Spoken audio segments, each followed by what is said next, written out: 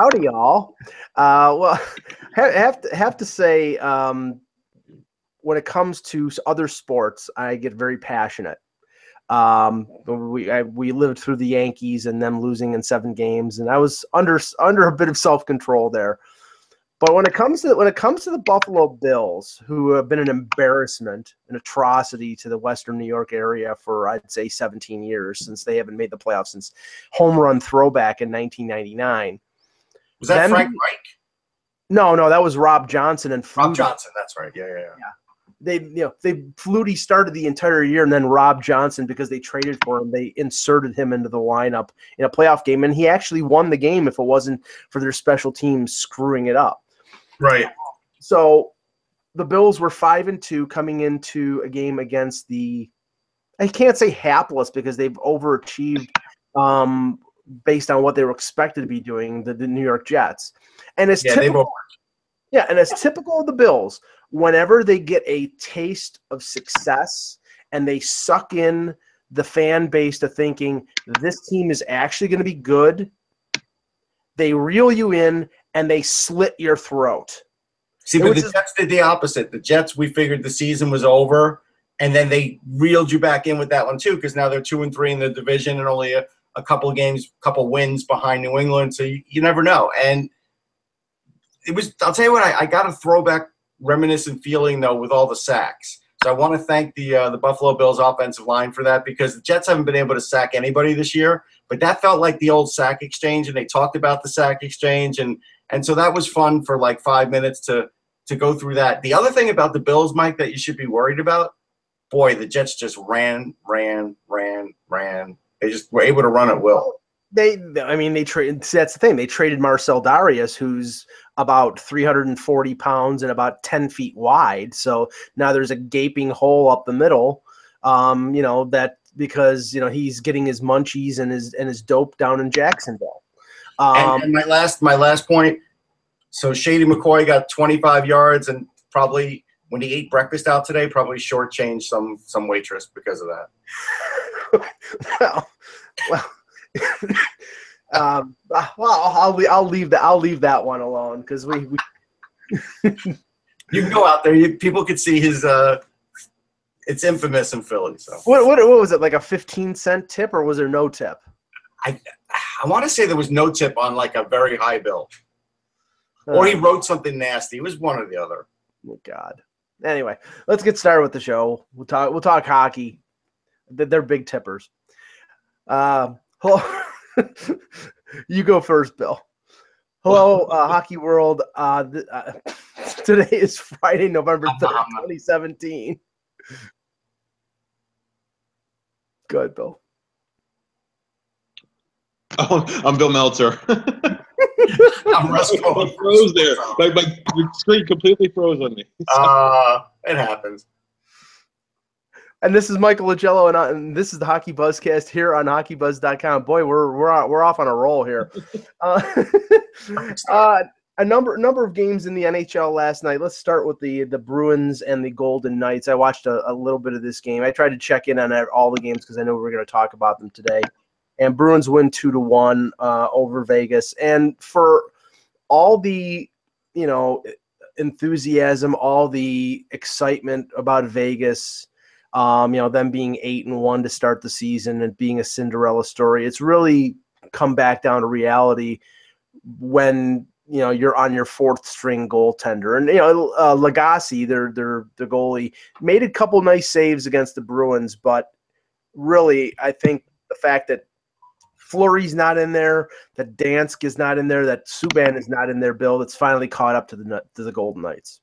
Sure, and as their depth gets tested in other areas too. I mean, the goaltending obviously is the number one area right now. But I think everybody kind of realized that with the start they got off to was going to be kind of a hard thing to sustain anyway. But even in last night's game, that was a 1-1 game midway through the third period. It was still there for them. They've been a very competitive club, and I think they're going to continue. If any team in the league might still take them too lightly going in, I think they've jumped up and bitten enough teams so far where they kind of they're not a team that you can take too lightly. Really, even Arizona, is a club that you can't go in taking too lightly. So, but I think that they're a competitive team, but certainly when you're down to, like you said, your fourth string goalie there, it's tough. Yeah, it's tough. I mean, the shine's off a little bit only because, look, they were winning these games at home. We're not sure what other teams were up to when they were pulling into Vegas and what they were doing the night before. And so maybe this is a good reason why Vegas had such a great home record, and then now on the road it's not as great, but also the goaltending has affected them. But, I mean, at some point it was going to even out for them. Yeah. Now, Boston only scores 2 goals from, not the sources that you normally expect. You're expecting Pasternak and Brad Marchand. They get goals from Riley Nash and Sean Corrali. Russ, I think that's important for the Bruins to get secondary scoring. They can't depend on Marchand and Pasternak and those top line guys to carry them all the time. They need the defense to step in and score some goals, especially with Pasternak out for 2 months. They need secondary scoring to keep their head above water. They do. I mean, it puts a lot of pressure on McAvoy. I mean, at this point, I think we're all beyond putting pressure on Chara, right? Because it doesn't seem to work. He still can play defensively, but he's not the offensive guru. I always look, every time we talk about they don't have offense from their defense, I wonder if Matt Grzelcyk's playing, because that's a guy who can give that to him, but they haven't really used. Let's see, Matt Grzelcyk. No, he's only played 1 game this year, and that's the thing. So in his Bruins career, he's only played 3 games. He's 23 years old. And he's a guy known for defense. Providence, he had 32 points last year. He could help. But again, they seem dead set against playing the bigger, slower Bruins sort of hockey defenseman instead of, trying to kid like this out. Yeah, I guess they're tied to their past in that respect. I mean, the thing is, even though Chara is 40 years old, even though he's not anywhere near as mobile as he used to be, he can still get around. I mean, I've watched games where he still can, jump into play every once in a while. He's smart enough not to put himself too out of position that he can't get back. Point-wise, what are we talking about with Chara now? I mean, I'd be guessing, but I'd be surprised if he has more than 2 or 3 points. I mean, but that's not his game anymore. He's not an offense. He's still got that big shot from the point, but he's just not mobile enough to really, get involved in the offense. I mean, I think that's Krug and that's McAvoy. That's their bailiwick now. They really 3 points. Yeah, he does have 3 points, so that was a good guess. But that also puts him behind last year, where at least he had 29.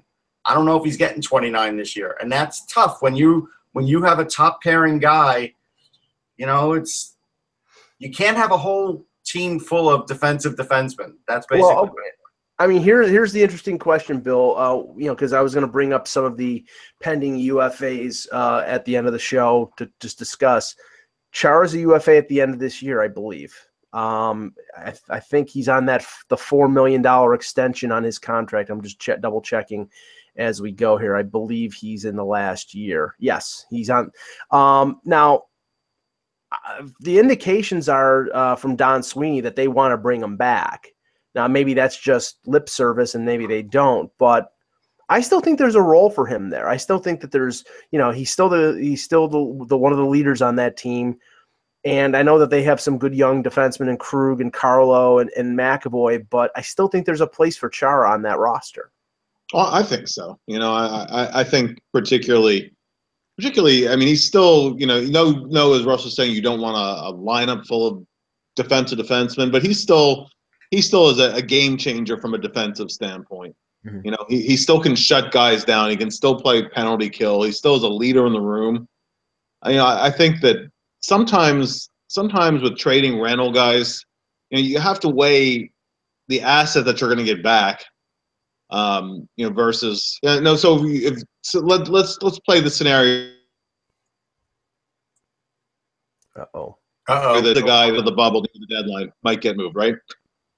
What could you get for him? A conditional first round pick, maybe? It's just based on name, but and then if it's a conditional first rounder, maybe you do it. If it's a second rounder, I don't think you do it. Right. A low first is probably the best that you do for a team that thinks that they can go to the Stanley Cup final. Yeah. But, yeah. And no, you're right. Yeah. Okay. Russ, we were talking about this game yesterday and saying that this was a big game for Washington, and they treated it as such. They sort of a nip and tuck battle with the Islanders. Capitals win 4-3. Tavares gets his 12th of the season. So this wasn't Vegas. This wasn't Arizona. It was a team that's, I think still a pretty good team, and he scored for them. Anders Lee with a couple goals, Lars Eller with a winning goal late in the third period. Washington's now at 500. Now, it's only 13 games into the season, so you really can't make any kind of judgments. But you look at Washington, again, you still have Backstrom, you still have Kuznetsov, you still have Ovechkin, and you still have, most importantly, Holtby. I still think this is a playoff team, Russ. No, I do too. But this is why I can't buy in on the Islanders. I mean, it was 4 goals on 19 shots. And I saw those goals, and Halak definitely could have stopped 2 of them. Like, most of those goals were isolated one-on-one type things where he was the player against the goalie at the end of the day, and he was failing. One of them it got lost in his pads and trickled through. Like, that should never have happened. He had a clear shot at stopping it. For the question that they have in goaltending, this is going to haunt the Islanders, I think, for a while, because now you don't know who the Islanders' number 1 is anymore. We knew the beginning of last year, we knew it was Greiss. He got an extension, then Halak wormed his way in, and now you don't know who the number 1 is anymore. And this is a problem because I don't think Halak can carry the play like he used to. Bill, I mean, there are a few teams, and off the top of my head, I mean, I still, Philadelphia, obviously. I'm still questioning whether Scott Darling is a number 1 in Carolina. They have Cam Ward still there, so maybe that's a 1A, 1B situation. Obviously, Arizona with Ranta and whoever else is the backup. The Islanders, if they really had aims on making the playoffs and making a deep playoff run, they would have resolved this situation in some way with their goaltending. Instead, they go back to Halak, who they sent to the minors last year, and they extended Greiss. And Greiss, in my mind, is clearly not good enough to be a number 1. So what the hell is Garth Snow doing? Maybe he's acting like he was in his career. He was a backup goaltender in his career. He's got a sort of a backup or a 1B goaltender mentality as a general manager. Yeah, and I think that a lot of teams are kind of, I don't want to say deluding themselves, but there's this whole, well, we can patch it together, the 1A 1B kind of rotation. And I know that when Brian Elliott was brought here in Philly, he said, well, look at Pittsburgh last year. Well, yeah, but there's not a Matt Murray or a Fleury, Right. I mean, yeah, if that's your quote unquote 1A 1B, you can make that work. But if it's 2 guys that for whatever set of reasons, whether it's injuries, inconsistency, whatever you want, you need a guy who you can roll with for a while. I don't think Halak is that guy at this point. I mean, really in his career, he's been kind of a street guy anyway. Yeah. And I've never, Greiss is the guy I thought is, if you have a good 1A is an okay 1B, but it's definitely is an ongoing thing. I don't think that was an area that was addressed properly. I would agree with you. Yeah. Russ, I don't know whether Tavares scoring all these goals is good news for the Islanders or bad news for the Islanders, because with the more goal, I mean, I think he's going to get paid no matter if he scores. He's getting paid. I mean, right. But the question is he getting paid by them, or if he's getting paid by somebody else? Well, all right. So we haven't really brought it up lately, but there's better news coming out of the island now, where Ledecky now has sunk in $7 million of his own money into the Twin Rinks, which I'm not sure what they're calling it now, but it's a really nice rink in Eisenhower Park. I was there when it opened, and at the time when it opened, I felt like it was top of the line for like a youth hockey rink. But everybody wants these cushy rinks. Like if you ever see the practice rink in Pittsburgh, you'll be like, amazed. Yeah. It's maybe the best I've ever seen. And so he sunk $7 million into it and probably added on many of those same things, including a personal chef. Now, he didn't do that for the entire team. He definitely did that knowing that would help keep a John Tavares around too if he could land the Belmont deal, but he wouldn't put $7 million in if he didn't feel good about the Belmont deal. And this is for a practice facility? Is that this is for their practice facility in East Meadow, which is very close. Like it's literally like a 15-minute, on the LIE maybe longer, drive. But they won't have to ever go into Brooklyn again, which will make these guys happy. So I think at the end of the day, this is good news. I don't know if that's why Tavares all of a sudden got hot. I'm not going to say that, even though I felt like the threat of him leaving could affect the team. We'll find that out whether it does or it doesn't, because right now it looks pretty good. But you know how these things are on the island. It goes up and it goes down. We'll have to wait and see. Yeah. The Ottawa Senators rebound from that big loss to the Canadiens earlier in the week with a 3-1 win over the Detroit Red Wings. Mark Stone, Alex Burrows, and Nate Thompson score for Ottawa. Anthony Mantha scores for Detroit. Craig Anderson outguns fellow American Jimmy Howard in goal. Is it that hard to do? No, it's not, and that's my point. Now, the interesting thing that Bruce Garriock reported that there were 22 scouts, which is unusual even for. I mean, it's very unusual for early November. Well, we know why. Well, yeah, I mean, now Boston's trading at Boston. Detroit's going to be trading assets, and Ottawa's going to be trading Kyle Turris. So that's why. Well, I was just checking. Turris play? That's what I wonder. Yeah, that's what I was just checking right now to see if Turris was in the lineup. If Turris wasn't, yeah, he was in the lineup. Okay, so that's why they wanted to see Turris after the infection, so they can give that report and start making offers. Because even if they make an offer today, it still might take a couple months for them to be willing to trade him. Now, Bill, I look at Turris, and we talked about him earlier in the week. I look at Turris and say he's a really good number 2. He's not a number 1 center. He's probably going to be looking for probably in the range of what most late 20s forwards were asking for in free agency over the last couple of years, which is like $6 million on a 5, 6, 7-year deal, however long he can get. And from the reports, Ottawa's not interested in paying him that. Now that goes hand in hand with Eugene Melnyk. He doesn't seem to want to spend. He'll spend on Erik Karlsson because he absolutely has to. But they really don't have anybody to replace Kyle Turris right now. I mean, they have young guys, but in the short term, with this team coming 1 goal away from getting to the Stanley Cup final, losing him in a trade, and I don't know if they're going to get equal value for him, is going to really set them back a bit. Yeah, I would certainly think so. Ottawa's been a team that's kind of been a little more than the sum of their parts anyway. And then you take out a piece like Turris. I mean, Turris, I agree with you, is a number 2 just because of the lack of consistency. He can play at times like a number 1 center, but he still is a valuable piece. And in terms of and there's not a ton of offensive depth in that lineup either. Yeah. They've got he still takes them. Yeah.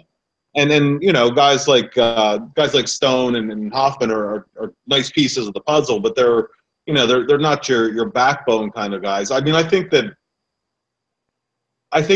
they certainly could get value for Turris at his age, and I could also understand why they don't want to go there with him contract wise. It's a situation where it could become a deal where you're looking at a couple years down the line. Maybe they shouldn't have done that, but as a team that got, as you said, got as far as they did in the playoffs last year, it's. I think if they could get a forward, I think if they can get a forward with some term on them, it'd be good because at some point Wilson will be back, and then next year Shabbat will be up, and he'll give some extra scoring from the blue line. And look, they're never going to be a great scoring team. No. I think they could survive losing Turris, and I think they will get a good offer for him. I do. Right. He's a tweener as a player, and he's a tweener in terms of if he's I think he's 28. Right. If you give him a 6-year deal, you're extending him into 33, 34 years old. That's in this day and age in the NHL. 31, 32 is ancient now. He's a good skater though, so I probably would do it. Yeah, well, yes, and I think some team out there that is desperate to plug up the middle, probably will do that. But I think Ottawa, with their talent regeneration through the draft. I mean, they do have Colin White, they do have Logan Brown. They're very good at scouting. They're going to basically just shuffle the deck and move the veteran guy out. Bring the young guys in, and that's going to be their MO. I mean, the thing is that they have to do that because I think a guy like Bobby Ryan in spite of the fact that he did really well in the playoffs last year, making almost $8 million, that limits where they can spend money. And that they're going to spend over $10 million to re-sign Erik Karlsson. Well, but I will say this, not to put any pressure on the organization, they will make a few dollars this year on the 100th anniversary outdoor game. So they will have some extra money coming in this year. Yeah, well, I mean, it's not going to be in the millions, but those games pulling pretty good bank there, Mike. Okay. The Rangers and Tampa, 2-1 Rangers victory over the Lightning. A little bit of a surprising outcome based on how the Rangers 5% chance and they win. Yeah, there you go. Based on how the Rangers give them 0. You gave them 0, Mike. Well, I should have. That was actually the Bills' prediction. Rangers win 2-1 in overtime. Now. Apparently, I saw very little of this game. I saw that it was going in overtime and missed the overtime goal. Did hear this morning about apparently a water splashing incident between Steven Stamkos, Kevin Hayes. I know Alex Killorn was involved. They all got fined. Stick up on the bench. That's what started the whole thing. Yeah, they all got fined $5,000 each for the. For the incident, which, we know Steven Stamkos signed in Florida because of the lack of state taxes. So consider this a water tax. Right. Yes. Expensive water tax. Poor John Giannone, though. He's the guy in between the benches for the Rangers. Really nice, professional guy. He gets doused. Steve Stamkos, that's tough, man. Well, you put 5 targets in a hockey goal and he hits every one of them. With water, he's not so good. I have to say this, Joe, just in terms of watching the broadcast, and this proves that I was watching, and I really like Ron Duguay, but Ron Duguay last night during the broadcast, I noticed he must have gone to AmVets or something because he was wearing basically an old tuxedo. At least it looked like an old tuxedo, and it was he had a nice crushed velour jacket the game before, like a burgundy one. You missed that one.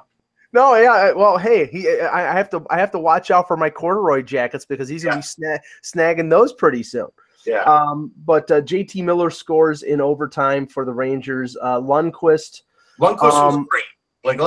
For the ripping I gave him a little bit on the penalty shot, and you do see, remember I did uncover the stat that as of February last year, he was pretty much 50% in his career.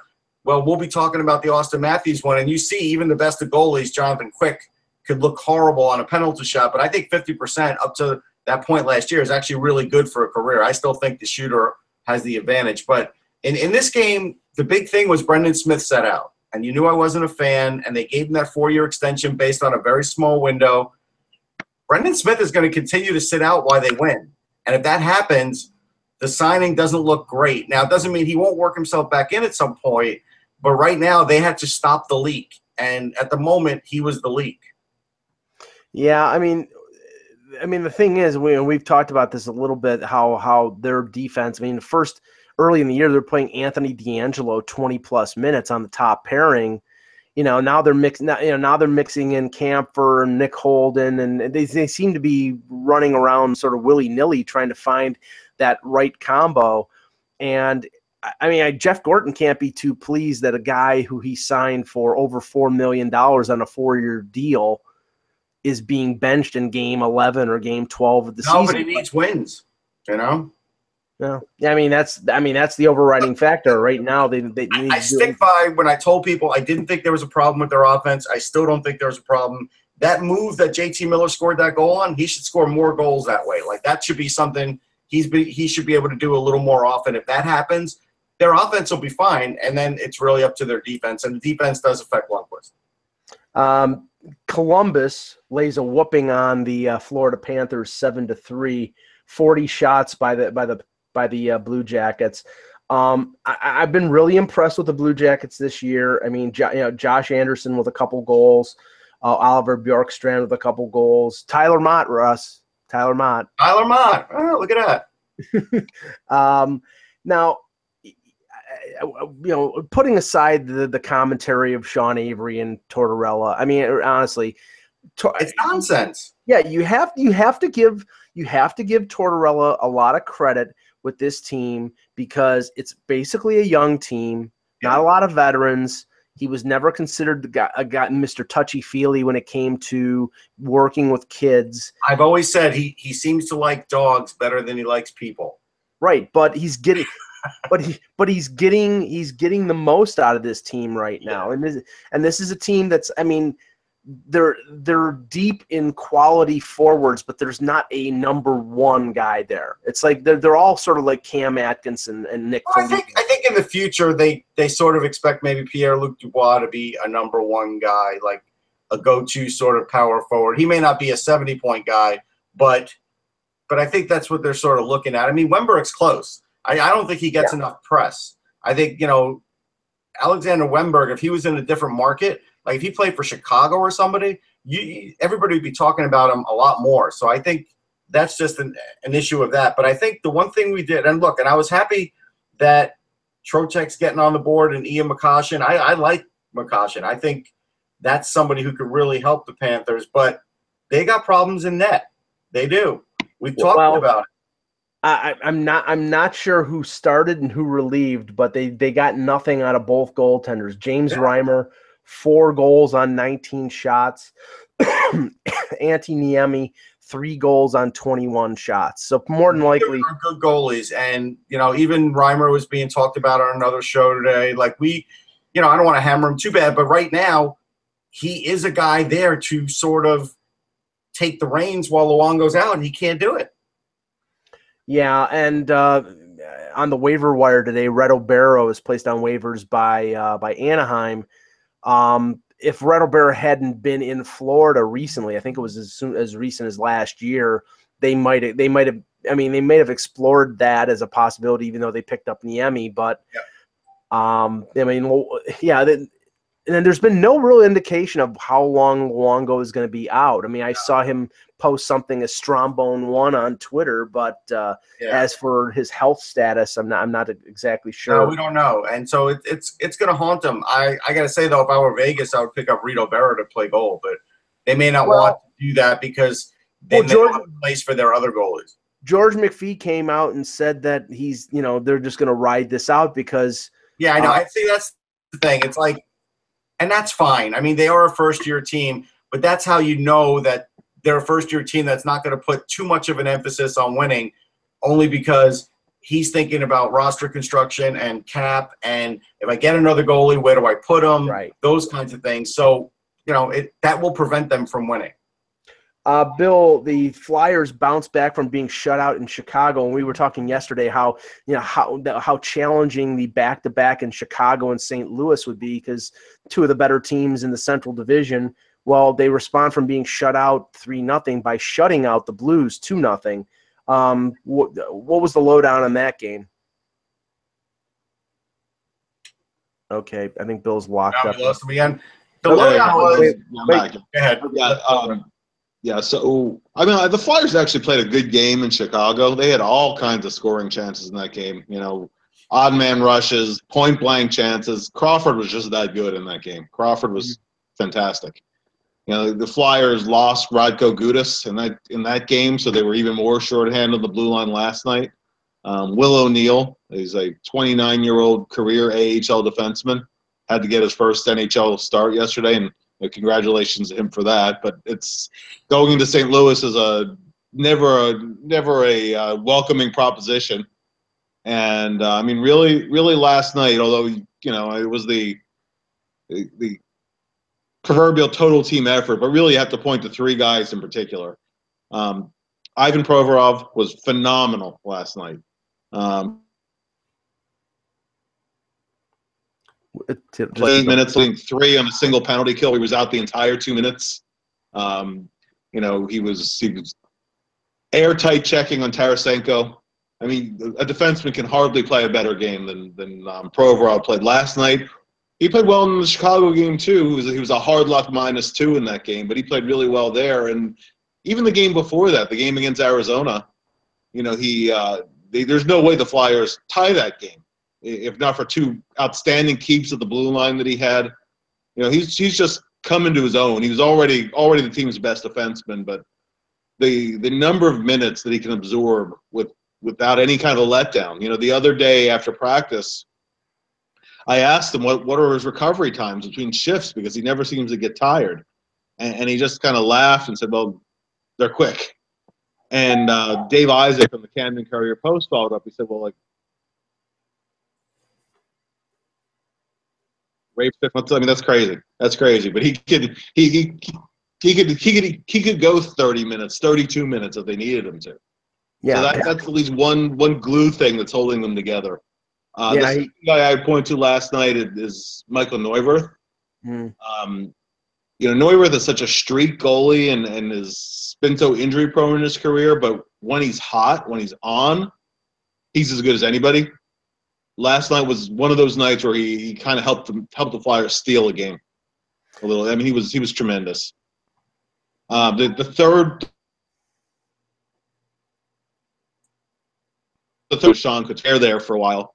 Couturier took a blindside hit from ex-Flyer Braden Shen last night, and he was out the rest of the second period. It looked pretty scary for a while. He came back in the third and was crucial to the Flyers being able to shut down the game, close it out, and he also ended up assisting on both of the Flyers' goals last night too. So, you know, those three guys are really the backbone last night. That's how they're able to pull it off.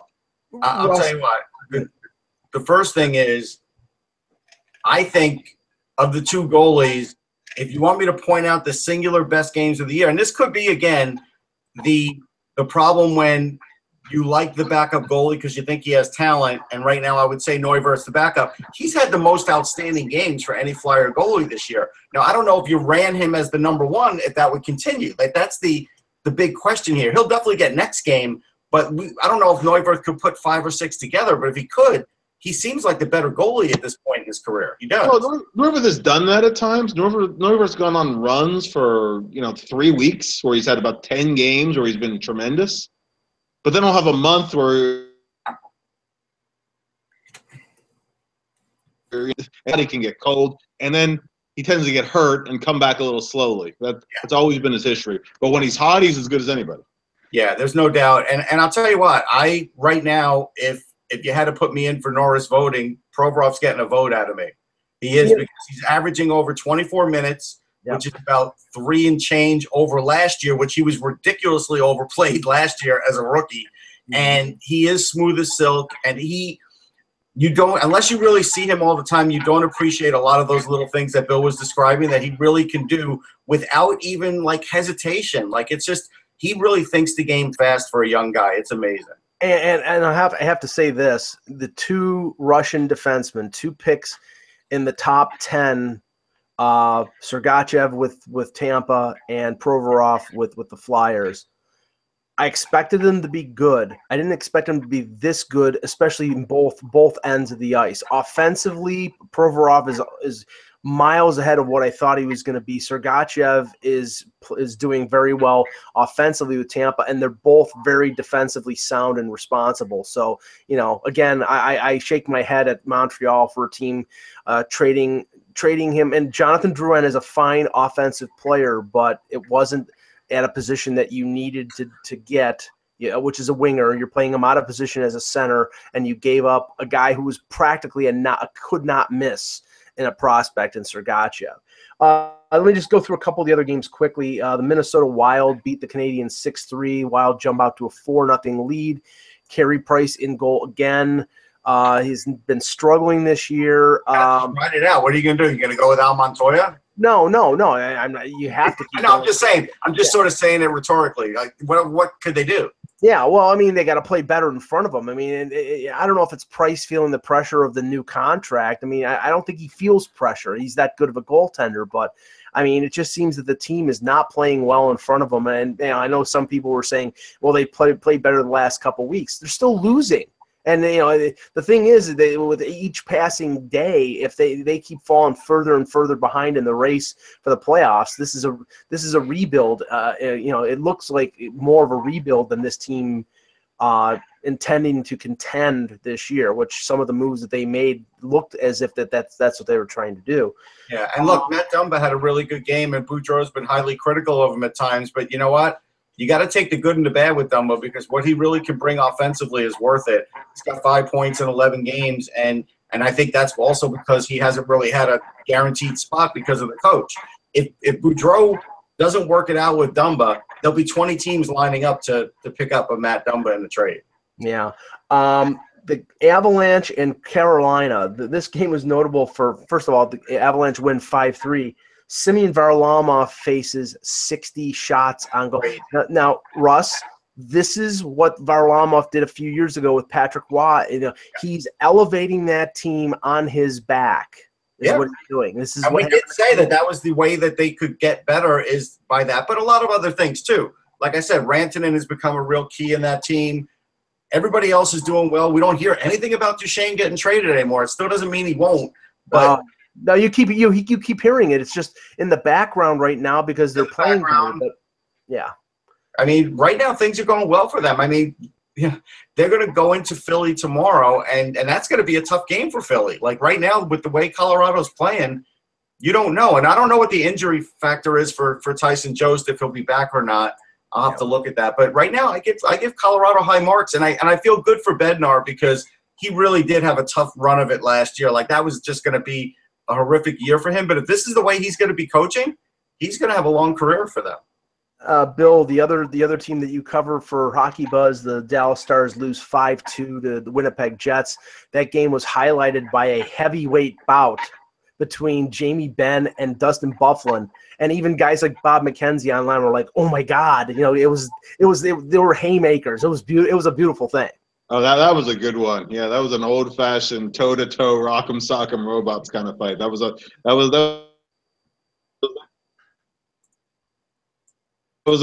sure they finished their road trip at 2 wins, 3 losses. It could have been worse. The way the road trip started out, it looked like they may not win a game on the trip. They gritted one out in Calgary. They won in overtime in Vancouver. They looked a little tired to start, and against Winnipeg team is playing well. Fell in a 3-0 hole quickly. Scheifele's playing great for the Jets. And they got back to 3-2, but then Winnipeg pulled away. It was, it was not too unexpected. And now the Stars come home, and I like what Dallas is doing. Actually, Jamie Benn's name. We're gonna have our XM show tomorrow, and we're not even talking about Dallas. But the most amazing thing, we were talking about a guy, Noel Hoffenmeyer, who wasn't invited to the Combine. And back in the day, Jamie Benn was not invited to the Combine. That's true. Which is crazy. Yeah. Yeah. Jeez. Well, he was a junior A player, I know, but, sometimes you got to just look past that. Oh, I know. You shake your head at that. A couple other games. Flames beat the Penguins 2-1 in overtime, back-to-back for the Penguins after beating Edmonton. The battle of the bottom, the Buffalo Sabres and the Arizona Coyotes. Coyotes moved to 1-12-1. Sabres win 5-4. And, we'll talk about that more next week because No, but I have to ask Bill the question. Like, if they get to a point where they're like, I don't know, 1-15, Bill, you have to think Tockett's job's going to start to look in a little bit of jeopardy. Well, yeah, if it gets – well, I don't think they're going to make an in-season replacement, okay? I think that they they're the worst team in hockey again this year. Do you think they're going to ride it out? Yeah, it's see when they get Chikrin back in the lineup, and then see how things come along. They in some games they played better than their record looks. Like that game against the Devils, for example, was a game where I thought they were the better club. They just kind of lost a little bit in the third period. Third periods have been the number one thing that's killed that team, but I think they ride it out a while longer. Well, I agree with you with the third period and coughing up goals. Their power play looked bad against the Flyers. Like even in the overtime, you wouldn't even have known they had a power play at times. Final game that I saved the best for last. The Maple Leafs fall behind 5-0 to the LA Kings middle of the second period before they awake out of their slumber. Score a couple goals at the end of the second, one of them being an Austin Matthews penalty shot where he literally undressed Jonathan Quick. They score a goal in the third, but cannot make up the deficit. 5-3 loss. Really bad loss, I thought, for Toronto in the sense that they just did not start the game with the proper mindset. They were caught flat-footed by the Kings. Curtis McElhinney, I can't hold him responsible for the goals because like a number of them were, cross crease. He had to go post to post, and he's 34 years old. And I don't think he can go post to post anymore. I give him 2 more losses, Mike. That's it. Yeah, no, I'm sort of agreeing with Garrett Sparks getting shutouts in the American Hockey League and Calvin Pickard, clearly an NHL goaltender. I think, they can pay lip service to how great they think a veteran Curtis McElhinney is. And yeah, but what's the McElhinney quote, Mike? What do you mean? The quote for Babcock about McElhinney. Well, he's 6'3" all the time, although he did shrink. Although now it doesn't mean a hill of beans, does it? No, but he did shrink an inch. In training camp, he was actually 6'2", so he's not 6'3" all the time. So, okay, guys, we're going to end the show here. There are plenty of games on the weekend that we will talk about either on Monday or on Tuesday, depending on some logistics. We do want to say get well soon, or at least try and get well for Kerry Fraser, who's been diagnosed with incurable leukemia. It's a tough thing because Bill and I see him all the time, and we're going to keep seeing him. Like, I'm going to treat him the same way all the time, but we're thinking about him. Yeah, it's really sad, and it's really terrible. And coming on the heels of Brian Boyle, where the news was optimistic because he had a type of leukemia that could be addressed with medication. This is really terrible news for Kerry Fraser, and we really feel bad for him and hope for the best. For Bill Meltzer, for Russ Cohen, I'm Michael Agello. Thanks for watching, and remember, without the buzz, it's just hockey.